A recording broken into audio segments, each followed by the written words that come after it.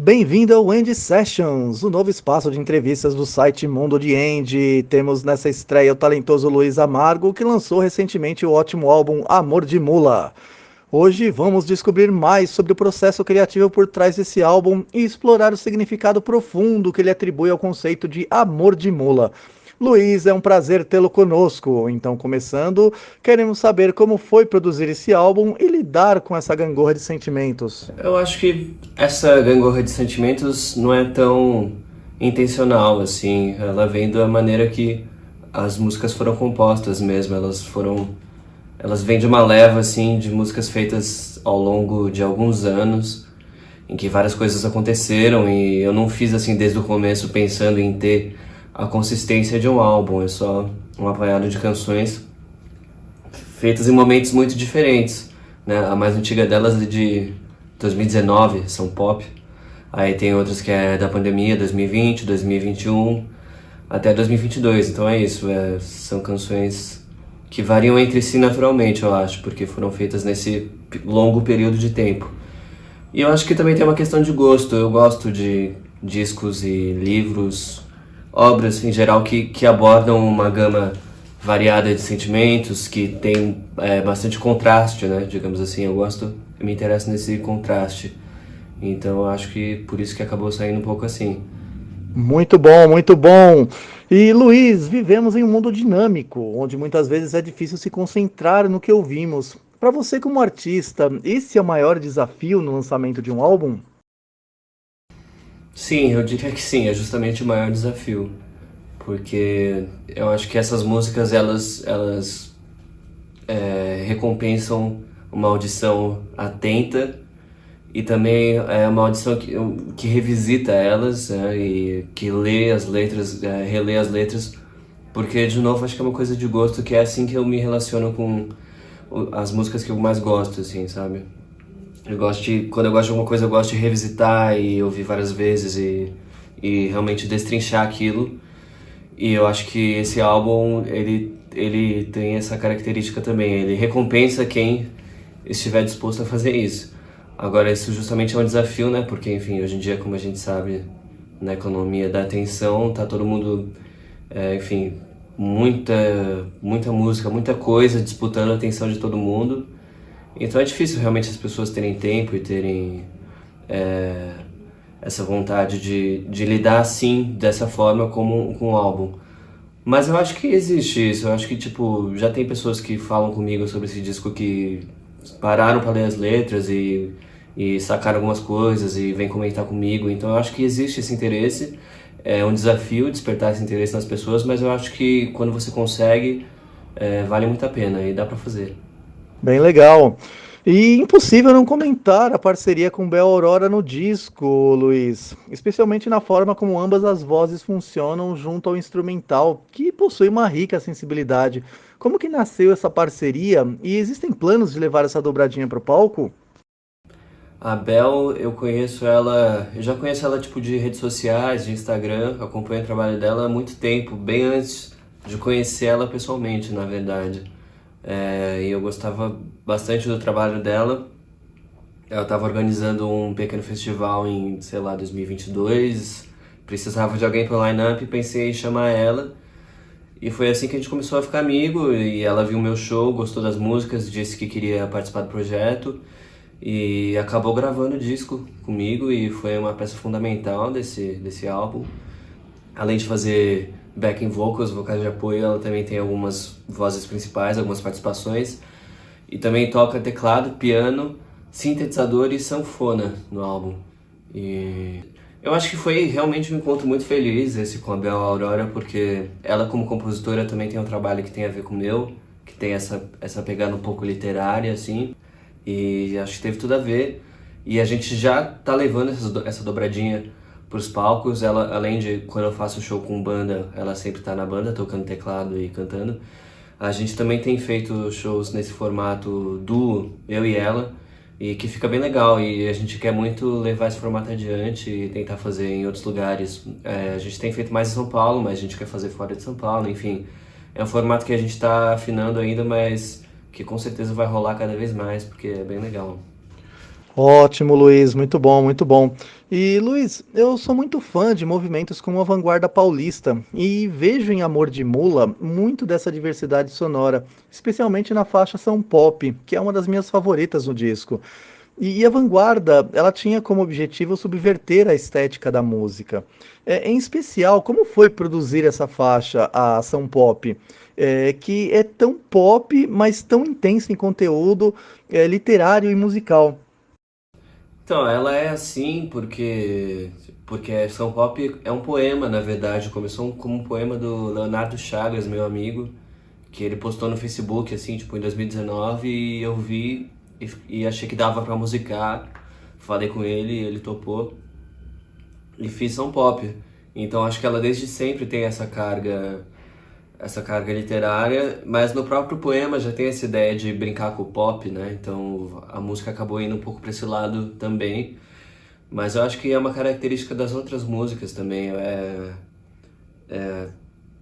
É isso, eu acho que tipo, o pop não precisa ser uma coisa sempre muito direta, muito simples, objetiva, apesar de dele precisar ter essas características.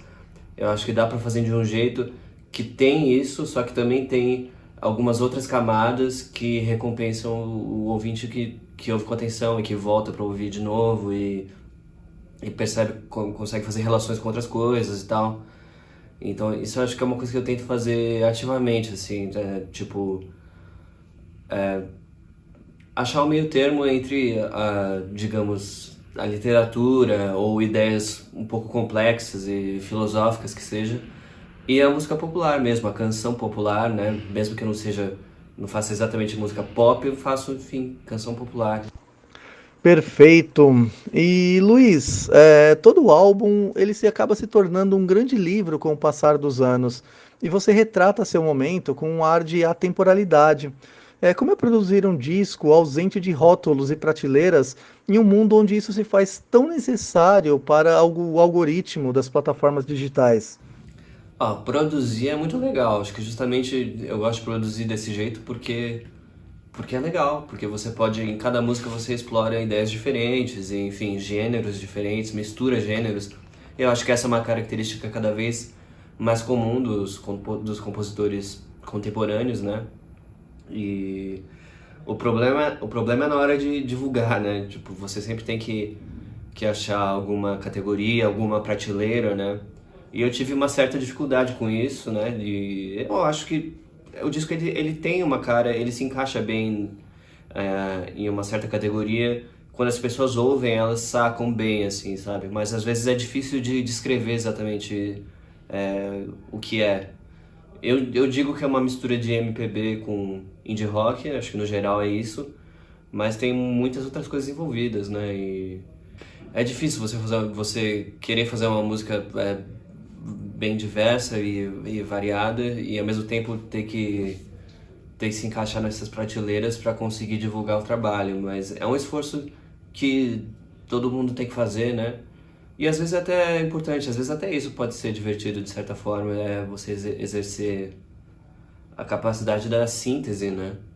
É isso, a música popular ela sempre precisa se valer dos meios que estão disponíveis no momento, né, para se divulgar, né? Ainda mais um artista independente como eu, a gente precisa usar as ferramentas que estão aí na mesa, né? Não dá para ficar remando contra a maré totalmente, mas eu acho que tem que achar, é preciso encontrar um meio termo entre visão artística e essas demandas do algoritmo, das classificações, enfim, a gente tem que atender a algum nível, senão não dá para divulgar, né? Mas também não dá para perder de vista, acho que a visão artística mesmo, assim.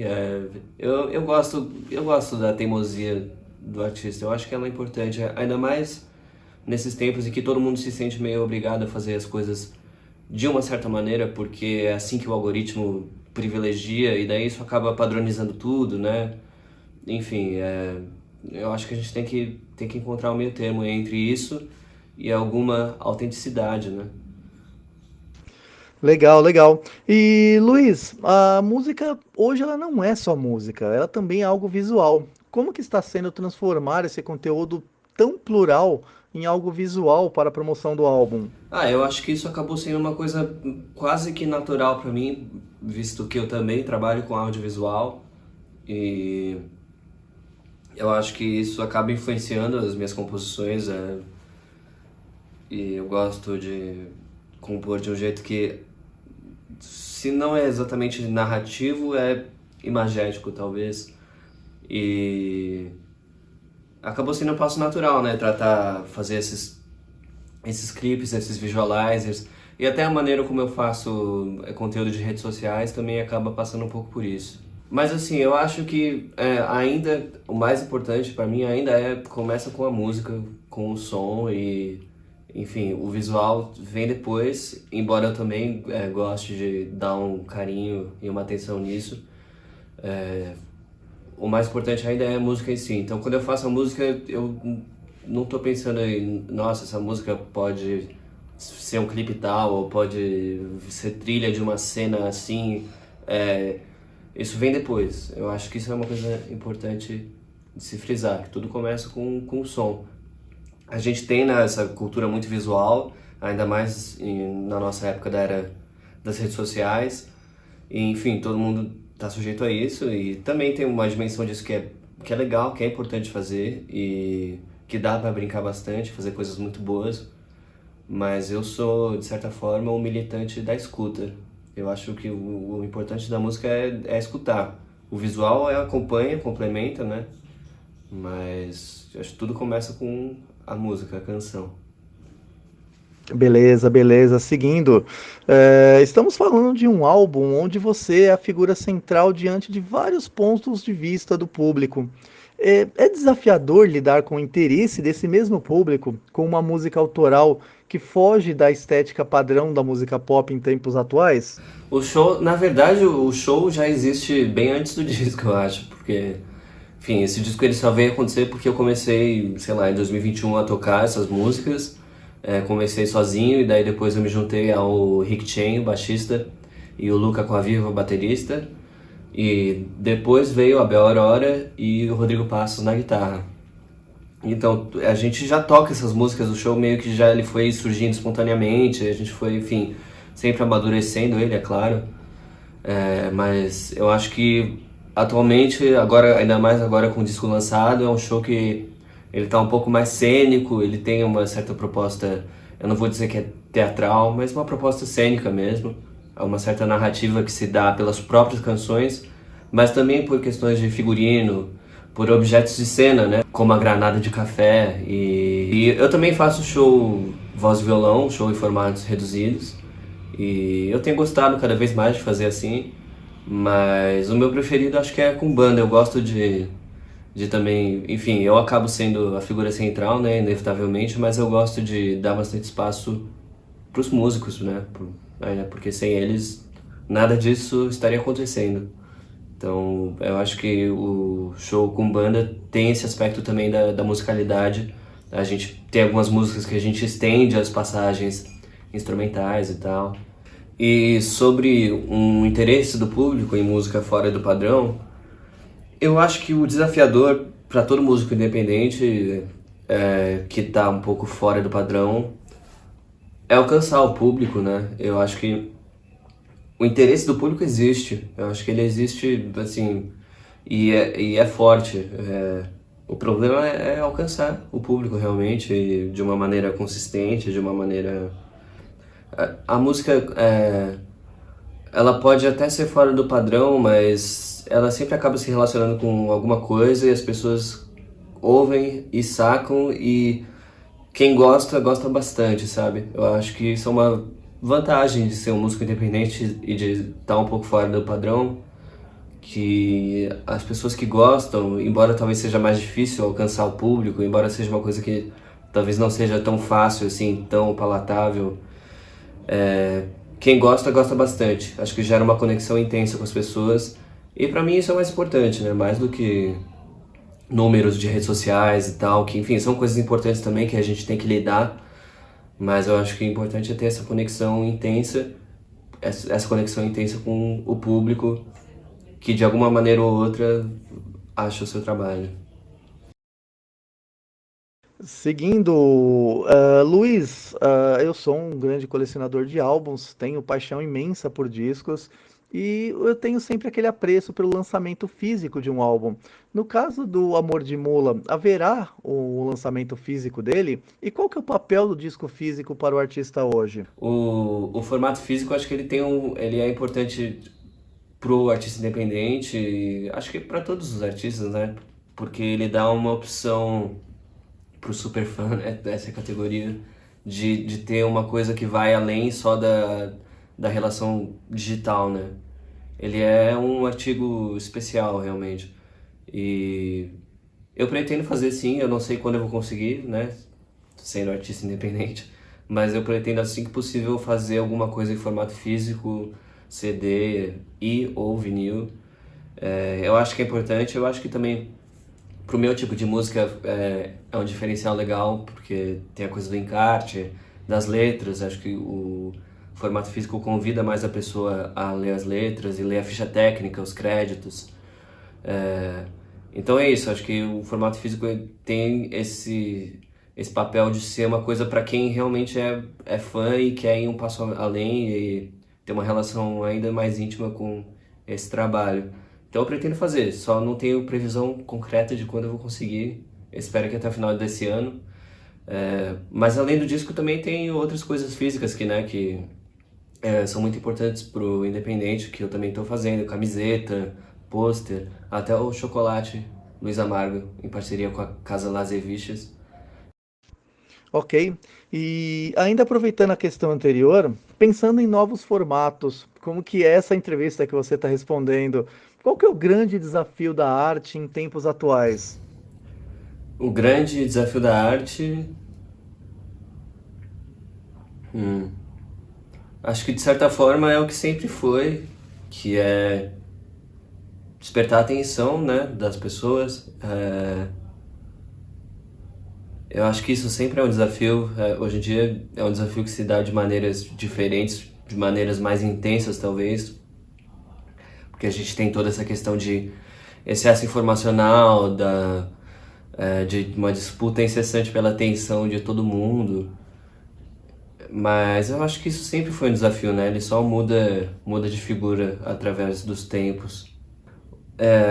E também acho que o grande desafio da arte é ela conseguir aparecer e se sustentar num mundo em que as coisas sofrem uma pressão para serem sempre úteis e sempre facilmente classificáveis e sempre muito diretas e rápidas. Então o desafio da arte é conviver com essas características do nosso tempo, mas ao mesmo tempo contestar isso um pouco de uma maneira que chegue nas pessoas, que as pessoas percebam isso e que também convide as pessoas a talvez lidarem com o tempo, né? E com a própria atenção de outras maneiras. Eu acho que também tem um aspecto que, enfim, a gente vive num mundo moldado por narrativas, moldado por informação. Então eu acho que a arte também é desse mundo, né? Da ficção e tal. Só que ela acaba surgindo, acho que agora ela acaba tendo, se antes talvez a arte era a principal responsável por manter o mundo da ficção girando, né? Eu acho que agora ela tem que se relacionar de outra forma com isso, porque a ficção, na verdade, já é o padrão da realidade, assim. Então, talvez a arte, eu não sei como exatamente ela pode fazer isso, acho que eu estou descobrindo que nem todo mundo, mas acho que ela deve contestar isso de alguma forma, sabe? Contestar essas ficções, essas narrativas que tantas vezes nos guiam assim de uma maneira meio automática pela vida. Simplesmente fantástico! Uma honra muito grande contar contigo, Luiz, nessa primeira participação no End Sessions. A entrevista ficou muito legal. Esperamos que todos que estão aqui chegaram ao final dessa entrevista tenham curtido esse formato e nos acompanhem nas nossas redes sociais que estão aparecendo aqui do lado. Não percam as próximas entrevistas e deixe seu comentário sobre esse novo formato. Seu feedback é muito importante para nós. Encerramos aqui o End Sessions.